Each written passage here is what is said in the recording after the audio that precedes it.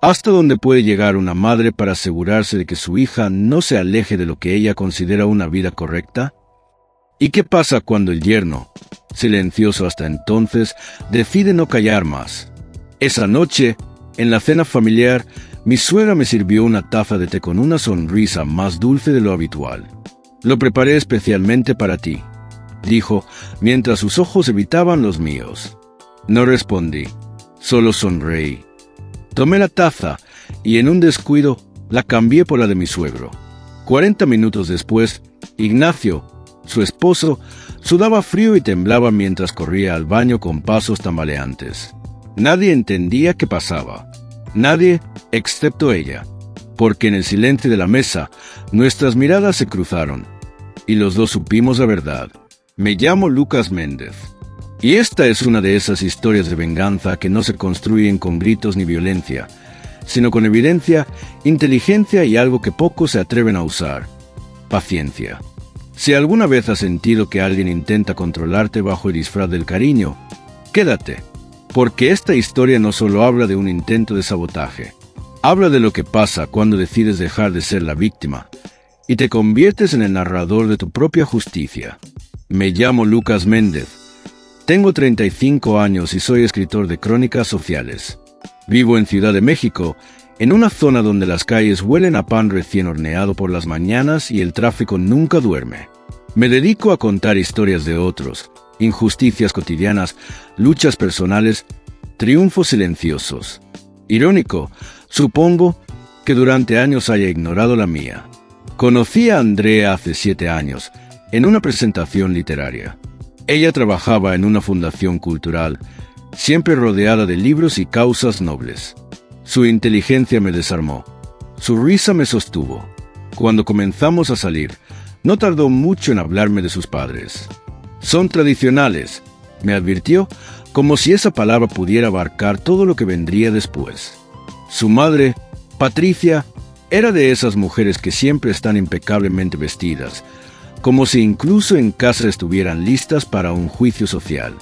Su padre, Ignacio, ex embajador retirado, hablaba con un tono pausado pero firme, como si cada palabra pesara más que la anterior.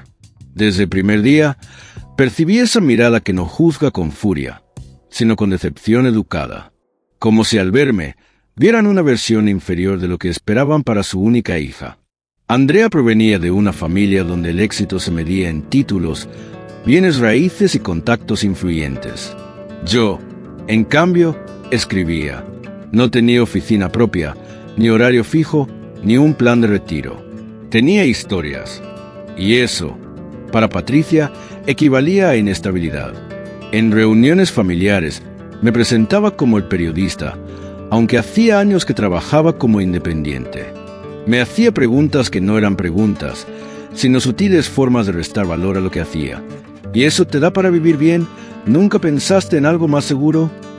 Durante mucho tiempo me esforcé por encajar. Llevaba botellas de vino importado. Hablaba de mis publicaciones en revistas reconocidas. Mostraba una cortesía casi diplomática. Pero nada cambiaba. En el fondo, yo seguía siendo para ellos un intruso con buenos modales. Andrea intentaba ser puente, pero su voz se apagaba entre las expectativas ajenas y mi creciente cansancio. Lo que ninguno de los dos imaginaba era que esa tensión pasiva, esa guerra fría envuelta en servilletas de lino y sonrisas hipócritas, un día escalaría más allá de los silencios. Que una simple taza de té sería el punto de quiebre. Porque cuando la necesidad de control se disfraza de afecto, la línea entre lo familiar y lo enfermizo se vuelve peligrosamente borrosa. Las primeras señales de tensión no fueron abiertas ni escandalosas. Llegaron como el goteo constante de un grifo mal cerrado. Pequeñas observaciones, frases aparentemente inocentes, gestos tan sutiles que se los mencionaba sonaban exagerados. Pero uno tras otro comenzaron a formar un patrón imposible de ignorar. Patricia tenía una habilidad especial para hacerme sentir invisible sin dejar de sonreír. En los almuerzos dominicales, hablaba con entusiasmo del trabajo de Andrea, de los viajes de negocios de Ignacio, incluso de la mascota del vecino, pero jamás preguntaba por mis proyectos. Cuando lo hacía, era solo para poder criticarlos de forma indirecta. Debe ser interesante escribir sobre gente con problemas reales, decía, como si mis reportajes sobre desplazados o víctimas de violencia fueran simples anécdotas pintorescas. En otra ocasión, frente a unos amigos de la familia, me presentó como el que se dedica a escribir en Internet. Fue ahí donde comprendí que su desdén no era descuido, era calculado. Ignacio, por su parte, no era hostil, era peor, era condescendiente. Siempre me trató como si estuviera evaluando mi rendimiento como pretendiente, incluso después de casarme con su hija. En una cena, tras un silencio incómodo, comentó sin mirar a nadie en particular: en mis tiempos, los hombres tenían metas claras: estabilidad, inversión, legado. Ahora, parece que escribir sobre otros es suficiente para algunos. Nadie respondió. Andrea me miró con disculpas en los ojos. Yo solo bajé la cabeza y me serví más vino. Pero el verdadero punto de fricción apareció con un nombre: Álvaro, el ex prometido de Andrea. Un abogado con un apellido reconocido, propiedades en Polanco y un padre senador. Años después de su ruptura, Patricia seguía mencionándolo con una nostalgia apenas disimulada. Álvaro sí sabía lo que quería, decía, mientras Andrea se ponía tensa. En una ocasión, incluso llegó a mostrarme una foto de él en una revista. Mira, salió en Forbes, ¿no es increíble lo lejos que ha llegado? Sonreí, con ese tipo de sonrisa que uno aprende a usar cuando no quiere gritar. Pese a todo, Andrea y yo intentábamos mantener una relación equilibrada. Nos queríamos de verdad, compartíamos valores, sueños sencillos, el deseo de construir algo propio sin importar los parámetros de éxito ajenos. Pero cada reunión con sus padres era como una prueba de resistencia emocional. Me sentía constantemente examinado, comparado, subestimado. Aún así, nunca imaginé que ese menosprecio velado se convertiría en un intento directo de sabotaje. Porque uno aprende a vivir con la desaprobación, incluso a ignorarla. Pero hay una línea que, cuando se cruza, transforma el desprecio en amenaza. Y Patricia, con toda su elegancia y su voz suave, estaba a punto de cruzarla de una manera que ninguno de nosotros podría anticipar. La noche del incidente comenzó como cualquier otra en casa de los suegros, demasiado formal para ser familiar. Con el mantel almidonado, los cubiertos alineados como si fueran bisturí sociales y el aroma a comida gourmet mezclado con una tensión apenas disfrazada de cortesía. Andrea me había convencido de ir. Era el cumpleaños de Ignacio, y Patricia, como siempre, había preparado una cena íntima para 14 personas. Durante el aperitivo, todo parecía transcurrir dentro de lo esperado. Ignacio hablaba de economía global con el hermano de Andrea, mientras Patricia repartía canapés como si fueran certificados de aprobación. Yo me mantenía al margen, sirviéndome un poco más de vino de necesario. Fue entonces cuando ocurrió algo que, en ese momento, me pareció solo un pequeño detalle fuera de lugar. Estábamos en la cocina, y Patricia me pidió ayuda para llevar el té de hierbas que había preparado como postre líquido. Infusión de manzanilla con un toque especial, para relajar después de tanto estrés, dijo, mientras removía una taza con movimientos que me parecieron extrañamente cuidadosos. Observé cómo mantenía 2 tazas separadas del resto, como si ya estuvieran destinadas. Al notar mi presencia, sus manos temblaron apenas un instante. Luego sonrió. Este es para ti, Lucas. Sé cuánto te gusta la menta. Algo dentro de mí, llámalo intuición o simple desconfianza acumulada, se tensó. No había pedido té de menta. Nunca lo hacía. Tomé la taza sin decir palabra, y en un gesto tan natural como forzado, la cambié por la que estaba justo al lado, la que ella había preparado con menos ceremonia. De regreso en el comedor, todos se acomodaban en sus asientos. Patricia sirvió el resto del té y se sentó como una reina que acaba de mover sus piezas clave. Yo coloqué la taza delante de Ignacio y me excusé. «Prefiero agua. Me he sentido un poco deshidratado todo el día». Nadie comentó nada. 40 minutos después, cuando comenzábamos a hablar de un viaje que Andrea y yo teníamos planeado a Oaxaca, Ignacio se puso pálido. Su rostro perdió color de forma casi instantánea. Empezó a sudar y a tocarse el estómago. Se levantó con torpeza y caminó hacia el baño. Lo siguiente que escuchamos fueron los sonidos inconfundibles de alguien vomitando con violencia. Todos se levantaron. Patricia corrió tras él con una mezcla de preocupación, algo más. Yo me quedé sentado, observando mi taza intacta y el vapor que aún subía lentamente. Fue en ese momento cuando nuestras miradas se cruzaron. En su rostro no había miedo. Había una tensión fría. Y en el mío, una decisión silenciosa. Nadie supo qué decir. Andrea se acercó a mí, preocupada por su padre. Yo la abracé sin decir palabra, pero ya sabía lo que había pasado. Y lo que había empezado como otra noche incómoda en familia, había cruzado una línea peligrosa. Esa noche, mientras ayudaba a Andrea a recoger los platos, guardé la taza en una bolsa de tela dentro de mi mochila. Sabía que no podía acusar sin pruebas, pero también sabía que algo muy grave acababa de ocurrir. Patricia había querido enviarme un mensaje. Lo que ella no sabía era que yo acababa de empezar a responder. Guardé la taza como quien guarda un secreto explosivo, con cuidado, sin decir nada, como si cualquier palabra pudiera detonar lo que estaba a punto de descubrir. Esa noche no dormí. Andrea, agotada por el susto de ver a su padre en urgencias por lo que los médicos llamaron una descompensación digestiva, cayó rendida. Yo, en cambio, me senté frente a mi portátil, mirando la bolsa con la taza como si fuera una bomba sin detonar. Al día siguiente, llamé a una antigua amiga de la universidad, Lucía Escobedo. Habíamos coincidido en varios proyectos de investigación social y ella, además de ser una de las personas más discretas que conozco, era química forense. Le expliqué que necesitaba analizar una muestra de un líquido que, tal vez, contenía algo extraño. No preguntó mucho, solo dijo, tráelo, personalmente. Lucía recibió la taza con guantes y la metió en una caja de seguridad. No me digas nada más, Lucas. Déjame ver qué hay aquí y después hablamos. Su seriedad me puso los nervios de punta. Durante los siguientes 3 días, caminé como un hombre con un secreto pegado a la piel. Fingí normalidad con Andrea.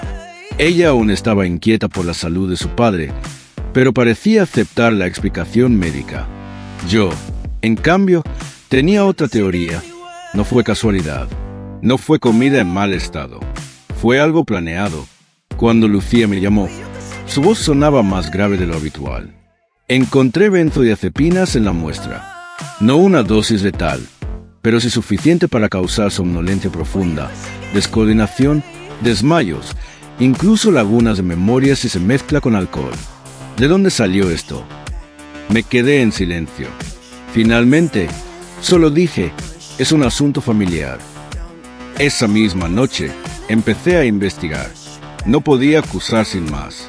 Necesitaba contexto, motivos, patrones. Lo primero que descubrí fue que Patricia tenía 3 recetas distintas para ansiolíticos, todas con diferentes médicos. No era ilegal, pero sí sospechoso. Busqué registros en foros locales. Pregunté discretamente a conocidos del círculo social de los suegros. Lo que surgió fue una serie de rumores inquietantes. Comportamientos erráticos en reuniones del club, escenas en fiestas donde acusaba a personas de robarle joyas, incluso un episodio en el que alguien la vio manipular una copa en una celebración navideña. Nadie hablaba abiertamente, pero todos sabían. Busqué también en la historia de Andrea. Le pedí, sin que sospechara mis verdaderas intenciones, que me contara más sobre Álvaro, su ex prometido. Ella fue honesta, se amaron mucho, pero terminaron cuando supuestamente la había engañado con una compañera de trabajo. Andrea nunca lo confirmó. Solo dijo que su madre le había mostrado unos mensajes sospechosos en su momento. Tal vez me equivoqué, dijo, pero todo fue tan confuso. Eso encendió una alarma. ¿Y si esos mensajes nunca fueron reales? ¿Y si Patricia había interferido en esa relación también? Me contacté con Álvaro a través de un colega mutuo. Nos reunimos en un café discreto en la Roma. Fue cordial, aunque al principio escéptico. Cuando le expliqué mis sospechas, su expresión cambió. Lo intenté todo para que me creyera, me confesó. Pero su madre se encargó de destruir mi credibilidad. Me acusaron de cosas que nunca hice. Hasta dudé de mi propia memoria. Reuní correos, capturas de pantalla, registros de mensajes. Todo empezaba a encajar. Patricia no solo me despreciaba. No era solo una suegra controladora. Era una manipuladora meticulosa, dispuesta a sabotear cualquier cosa que escapara de su control.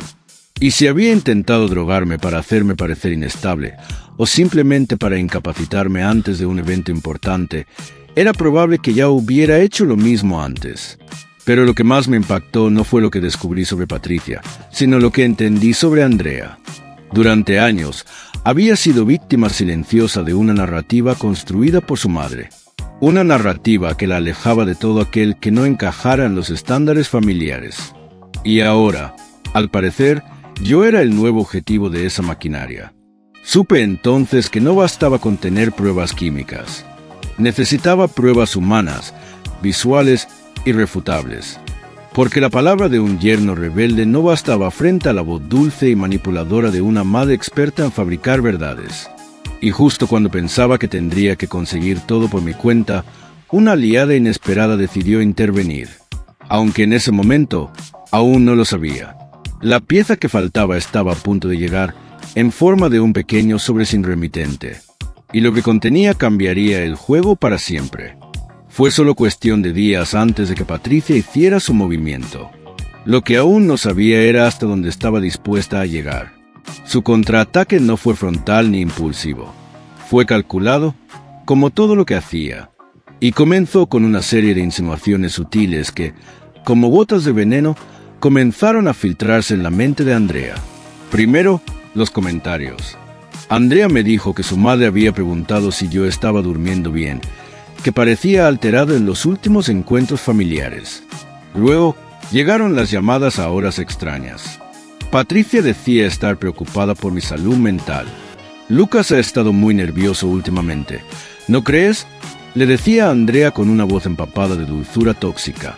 Como si fuera una madre preocupada por un hijo enfermo y no una mujer que había intentado drogar a su yerno. Andrea al principio no le dio importancia.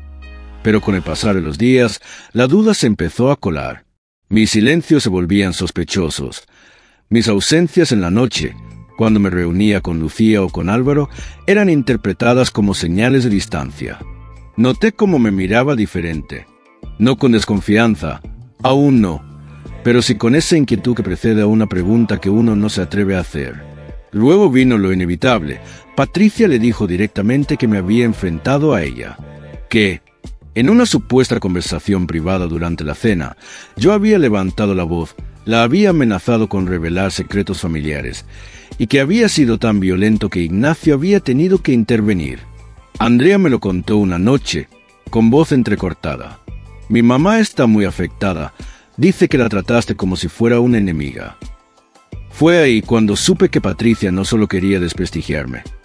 Quería destruirme desde adentro, usando la única arma que realmente podía hacerme daño, Andrea. Durante los días siguientes, nuestra comunicación se volvió tensa. Andrea evitaba hablar de su familia. Me observaba en silencio cuando yo hablaba del trabajo o salía a tomar llamadas. En casa, el aire se volvió espeso. Me sentía como un intruso en mi propia relación. Sabía que Andrea aún me amaba, pero la semilla de la duda ya estaba sembrada. Y en un terreno preparado durante años por su madre, no necesitaba mucho para germinar. No intenté defenderme de inmediato. ¿Qué podía decir? Si intentaba justificarme sin pruebas contundentes, solo alimentaría la versión de Patricia. En cambio, me encerré en mi estudio. Trabajé horas extras, revisé grabaciones, edité textos que nunca envié. Esperaba, como quien prepara una defensa silenciosa mientras el enemigo lanza sus mejores armas. Durante ese tiempo, Andrea comenzó a distanciarse. Se quedaba más tiempo en casa de sus padres. Volvía con los ojos enrojecidos y un silencio que dolía más que cualquier acusación. Yo la observaba sin reproche. Sabía lo que estaba pasando.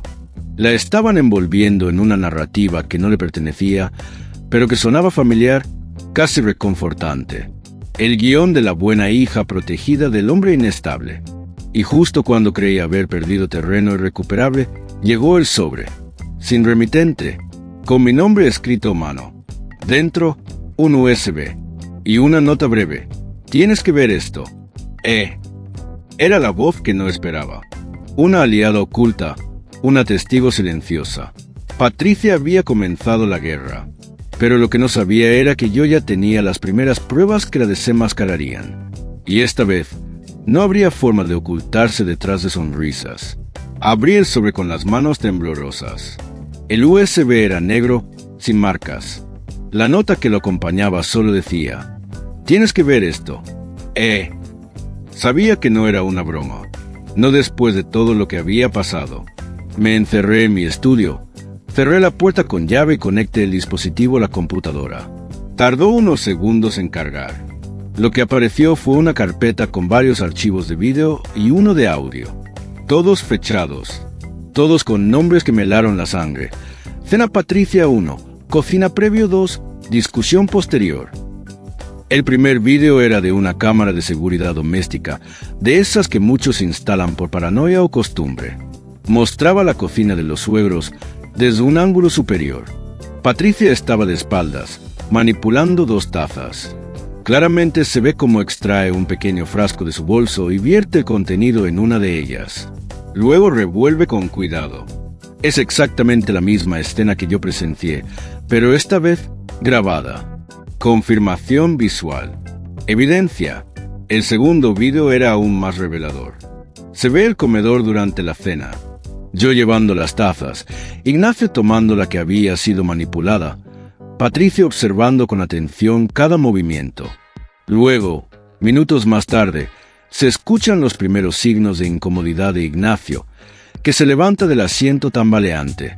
Patricia se pone de pie, lo sigue. Todo en cámara. Pero lo más impactante vino después. Una grabación en la sala, capturada por otra cámara. Patricia e Ignacio discutiendo acaloradamente. ¿Cómo pudiste confundirte de taza? Gritaba ella. No puedo saber cuál es cuál si no me avisas. Respondía él, visiblemente alterado. Era solo para marearlo, hacerlo quedar como un irresponsable. ¿Por qué siempre tengo que hacer todo yo? Me senté en la silla, mudo, los oídos tumbando. Eso ya no era solo una sospecha, una intuición. Era confesión directa. Era premeditación. Era una bomba. El audio era una conversación grabada, probablemente en secreto, entre Patricia y alguien más. Reconocí su voz, pero la otra me sorprendió. Era Emilia, la esposa del cuñado de Andrea. Una mujer que siempre parecía mantenerse al margen de los dramas familiares, discreta, amable, casi invisible. No puedo seguir viendo lo que le haces a Andrea y a todos los que la rodean, decía Emilia. Ella no sabe lo que le conviene. Nadie lo sabe mejor que yo. Ahí lo entendí todo. Emilia había sido testigo, y esta vez había decidido actuar. Había visto algo que ya no podía ignorar, y me había entregado la llave que necesitaba para abrir la puerta del encierro en el que Patricia nos tenía atrapados a todos. Llamé a Emilia esa misma noche. Su voz era baja, nerviosa. Owen no sabe nada, me dijo, refiriéndose a su esposo. Pero no podía quedarme callada. Vi cómo destruyó a Álvaro. Y estaba empezando a hacer lo mismo contigo. Ya no podía soportarlo más. Le agradecí con una sinceridad que no pude contener. Su decisión valiente marcaba el giro que yo necesitaba. Ahora tenía pruebas, testigos y una historia que contar.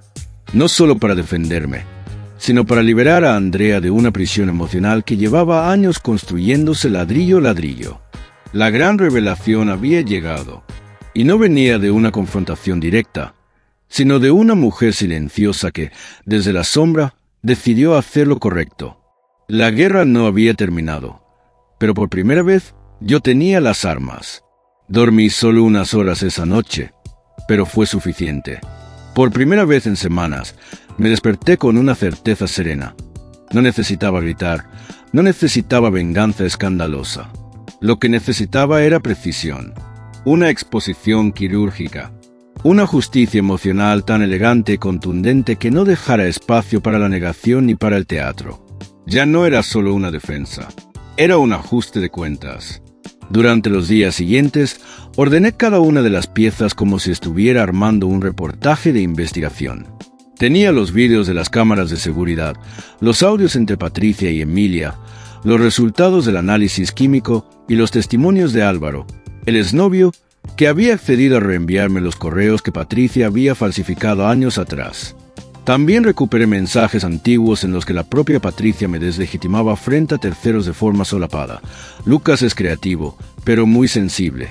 Andrea necesita a alguien que le dé estabilidad, no inspiración. El siguiente paso era reunir a todos. No en la casa de los suegros, ese era su territorio, sino en la nuestra. Invité a Owen y a Emilia para cenar un sábado por la noche. Andrea no entendía muy bien el motivo de la reunión, pero tampoco se opuso. Su distanciamiento se había convertido en rutina. Nos hablábamos con amabilidad, pero sin profundidad. Yo sabía que la única forma de recuperar su confianza era mostrarle la verdad con los ojos, no con palabras. Preparé el comedor, instalé mi laptop frente al televisor, y cuando todos estuvieron sentados, dije simplemente, «Hay algo que tienen que ver». Andrea frunció el ceño, Owen soltó una risa incómoda, y Emilia apretó los labios en silencio. Puse los vídeos uno tras otro. Primero, la escena en la cocina, Patricia manipulando las tazas. Luego, la cena, Ignacio tomando la bebida equivocada. Después, la discusión donde Patricia confesaba sus intenciones. Por último, la conversación grabada con Emilia. El silencio en la sala era absoluto. Solo se escuchaba la reproducción. Andrea no se movía. Owen había dejado de pestañear. Cuando terminó todo, dejé que pasaran unos segundos antes de hablar. Esto no es solo sobre mí. Es sobre ustedes. Sobre años de manipulación disfrazada de amor. Sobre decisiones que no eran realmente suyas. Patricia no intentó protegerte. Andrea intentó controlarte. A cualquier costo. Andrea no respondió de inmediato. Solo se levantó y se encerró en el baño. Pasaron más de 10 minutos. Nadie se atrevía a decir nada. Finalmente, salió. Tenía los ojos rojos, pero su rostro había cambiado. Ya no era confusión, era claridad. «Necesito hablar con mis padres», dijo. «¿No sola?», respondí. «No», confirmó. «Esta vez, vamos todos». El plan ya no era demostrar mi inocencia. Era romper un ciclo que había condicionado su vida desde que tenía memoria. Y ahora que tenía las pruebas, el valor de Emilia y la verdad sobre la mesa, sabía que estábamos listos. No para castigar a Patricia, sino para hacerle ver, por fin, que su imperio de apariencias había llegado a su fin. Y que, esta vez, la historia no la iba a escribir ella. La conversación con sus padres fue tensa, larga y necesaria. Andrea les exigió respuestas frente a todos, a Owen, a Emilia, a mí. Patricia, al principio, negó con indignación teatral. Dijo que todo había sido manipulado, que los vídeos estaban editados, que alguien quería hacerle daño. Pero sus palabras ya no tenían peso. Cada defensa sonaba más hueca que la anterior. Ignacio, por su parte, se mantuvo callado durante casi toda la reunión. Solo al final murmuró, «Quizás se nos fue de las manos». Esa frase lo dijo todo. Después de aquello, Andrea se quebró por completo. No en público, sino en casa, conmigo. Lloró como nunca antes.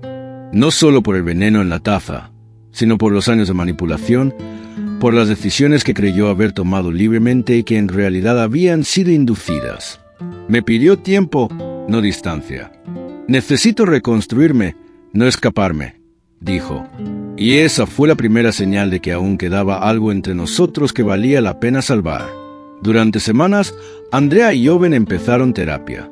Quisieron entender cómo su infancia, sus relaciones, incluso sus amistades habían sido filtradas por el criterio silencioso y dominante de sus padres. No fue un proceso sencillo.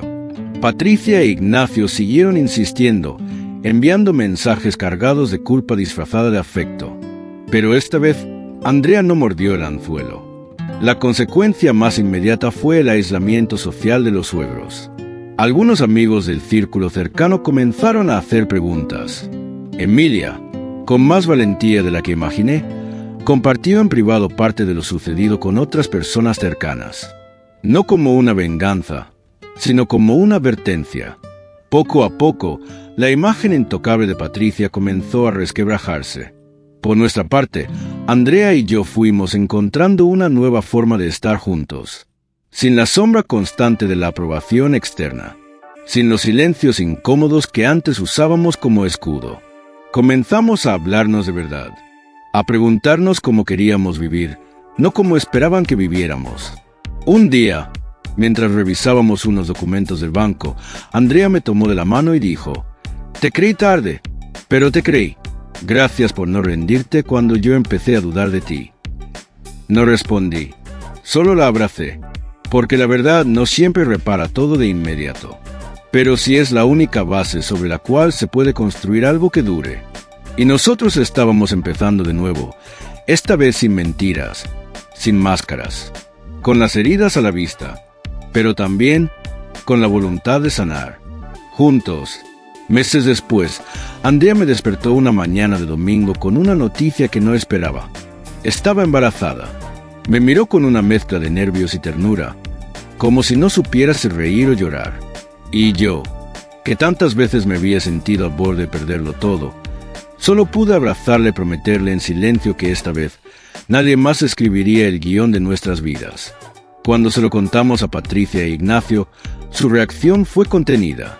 Felicitaciones formales, regalos costosos, sonrisas que no alcanzaban a tocar los ojos. Pero algo había cambiado. Esta vez, no intentaron opinar sobre nuestros planes, no ofrecieron ayuda disfrazada de control. Supieron, quizá por primera vez, que ya no tenían poder sobre nosotros. A lo largo del embarazo, se mantuvieron presentes, pero a distancia. Una presencia que por fin respetaba los límites. Aceptaron que no podían rehacer la relación a su manera, que solo tendrían un lugar en nuestras vidas si aceptaban ser invitados, no directores. Y nosotros, poco a poco, comenzamos a respirar con más libertad. El miedo se fue disolviendo. Lo que quedó fue una certeza simple pero poderosa, que se puede sanar sin olvidar, y que a veces el mayor acto de amor propio es dejar de justificar lo injustificable. Meses después de la tormenta, Andrea y yo caminábamos por un sendero distinto, más honesto, más liviano. El embarazo trajo consigo una nueva forma de mirar el futuro, ya no con miedo, sino con determinación. Por primera vez, sentíamos que la vida que construíamos era verdaderamente nuestra, sin interferencias, sin manipulación, solo decisiones conscientes, tomadas desde la libertad. Patricia e Ignacio reaccionaron con una cortesía distante cuando les dimos la noticia. No hubo discursos, ni sugerencias disfrazadas de preocupación. Solo un «felicidades» acompañado de un obsequio caro y silencioso. Pero lo supimos de inmediato. Algo en ellos también se había rendido. No ante nosotros, sino ante la evidencia de que ya no podían controlarnos. Su poder había caducado. Poco a poco, sus mensajes se hicieron menos frecuentes, más formales. La máscara de familia perfecta se había resquebrajado y ellos lo sabían. Nosotros también. Y en esa ruptura, paradójicamente, encontramos nuestra paz. Porque en el fondo, esta no fue solo una historia de resistencia. Fue una de esas historias de venganza silenciosa, donde el triunfo no llega por destruir al otro, sino por reconstruirse uno mismo. Donde el final feliz no es castigar, sino proteger lo que importa. Tal vez te ha tocado vivir algo parecido. Tal vez has sentido que no te creían, o que estabas solo frente a una verdad incómoda. Si algo de esta historia te tocó, cuéntamelo en los comentarios. Quiero leerte. Y si conoces a alguien que necesita escuchar esto, compártelo. A veces, una historia puede ser la chispa que alguien necesita para empezar a despertar.